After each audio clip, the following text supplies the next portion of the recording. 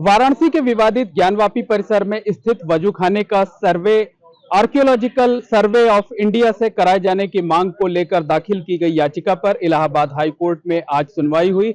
आज की सुनवाई में क्या कुछ हुआ, इस बारे में हमारे साथ बात करने के लिए याचिकाकर्ता के अधिवक्ता सौरभ तिवारी जी हैं। सौरभ जी, क्या हुआ आज कोर्ट में?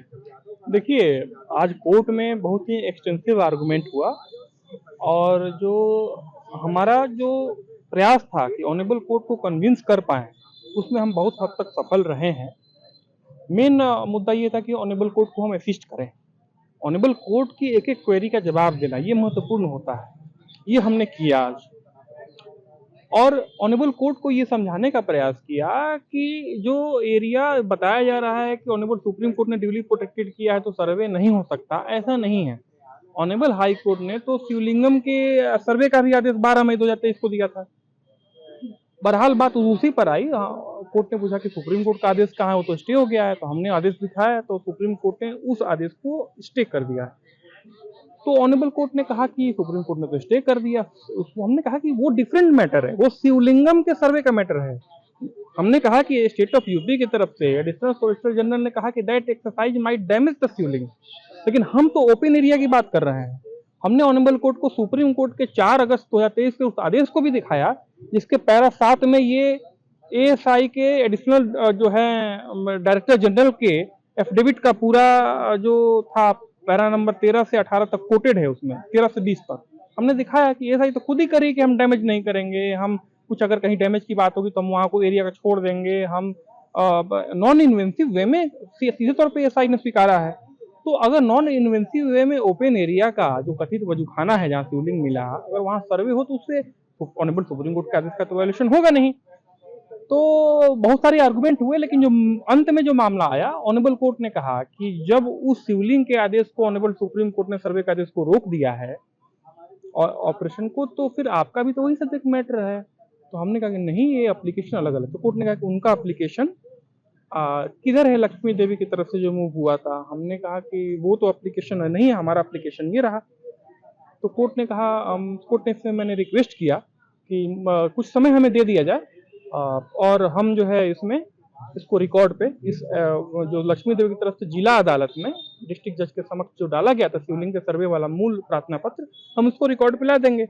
तो ऑनरेबल हाई कोर्ट को सहूलियत होगी कि कैसे सब्जेक्ट मैटर वो अलग है और कैसे हमारा अलग है, और कैसे ऑनरेबल सुप्रीम कोर्ट के ऑर्डर दोनों में डिफरेंस क्या है?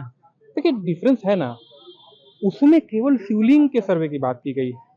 ऑनरेबल सुप्रीम कोर्ट ने यूपी गवर्नमेंट की तरफ से ये कहा गया कि शिवलिंग का जो सर्वे है, एसआई सर्वे और इस तरह से कार्बन डेटिंग वगैरह जो भी है एक्सरसाइज, ये डैमेज कर सकता है।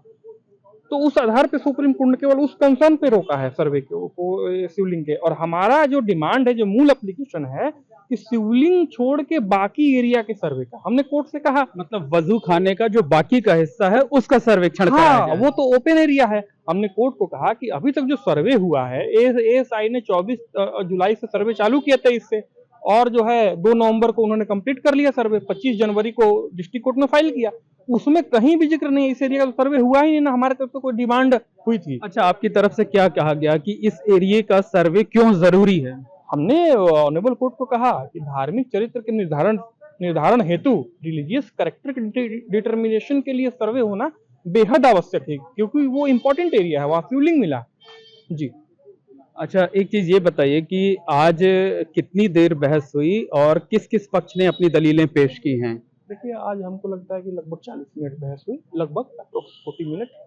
और उस दौरान केवल हमारे तरफ से, हिंदू पक्ष की तरफ से मैंने बहस किया, और जो अंजुमन इंतजामिया मसाजिद कमेटी की तरफ से सीनियर एडवोकेट एसएफए नकवी साहब बहस पे थे, लेकिन उनकी बारी अभी आई नहीं है। अभी अभी हिंदू पक्ष ने मैंने आर्गुमेंट किया और फर्दर एक को भी हम ही आर्गुमेंट करेंगे, और जैसा फिर उसके बाद मुस्लिम पक्ष आर्गुमेंट शुरू होगा इस मामले में। इस मामले में अगली सुनवाई 1 अक्टूबर को होगी। 1 अक्टूबर को दोपहर 2 बजे। अच्छा, मुस्लिम पक्ष इस मामले में पहले ही जवाब दाखिल कर चुका है, इंतजामिया कमेटी।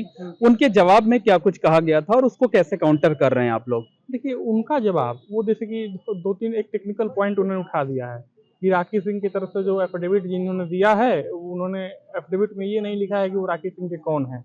उसका जवाब हमने दे दिया है, क्योंकि जो डिपोनेंट थे वो पहले से ही राखी सिंह से ऑथोराइजेशन लेटर नोटरी द्वारा है, हमने वो लगा दिया है। मुस्लिम पक्ष का दूसरा कंटेंशन ये है कि उन्होंने फिर place of worship act, Waqf act और इन सब चीज़ों को उठाया है, तो और दीन मोहम्मद के केस को पे फिर आए हैं, तो हमने उसका सबका जवाब भी दिया है और अंत में लंबे रिजॉइंडर के बाद एक लिख दिया है कि ये सब तो इशू 7-11 स्टेज पे ही यही कोर्ट डिसाइड कर चुकी है, तो ये सब इशू को उठाना कोई मतलब नहीं है जी। तो उसका हमने एक विस्तृत जवाब दिया है, जो कि अगले डेट को हम शायद हो सकता है कि मुस्लिम पक्ष जब आर्गुमेंट करेंगे तो उसका हम रिबटल करेंगे रिजॉइंडर जी। तो धन्यवाद। ये हैं सौरभ तिवारी जी, याचिकाकर्ता राखी सिंह के अधिवक्ता। इनका साफ तौर पर कहना है कि जो विवादित जगह है उसका धार्मिक कैरेक्टर क्या है, रिलीजियस कैरेक्टर क्या है, इसके निर्धारण के लिए जो वजू खाना है, जो कि सील है, उसका सर्वेक्षण किया जाना बेहद जरूरी है। इनकी तरफ से यह भी दलील दी गई है कि एएसआई पहले ही इस बात को श्योर कर चुका है कि उस जगह का सर्वे होने से जो शिवलिंग है उसको कोई नुकसान नहीं पहुंचेगा। Mohammed Moin, ABP network, Prayagraj. For exclusive and insightful videos, subscribe to our new channel ABP Live Premium.